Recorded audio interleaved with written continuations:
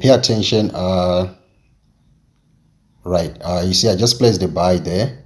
All right, now the reason why I placed the buy is because, like, if you check our stochastic, all right,